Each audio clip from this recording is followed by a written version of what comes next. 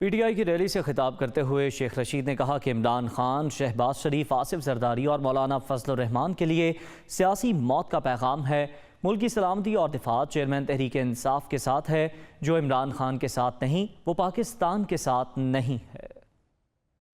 तेरा चोर, डाकू, लुटेरे, बदमाश जिन्होंने अमरीकी साम्राज्य की पाकिस्तान के एजेंटों के साथ मिलकर इमरान खान को निकाला, वो आज देखें इमरान खान पाकिस्तान के लोगों के दिलों में राज कर रहा है। इमरान खान चोरों के लिए मौत का पैगाम है। इमरान खान शहबाज के लिए सियासी मौत का पैगाम है।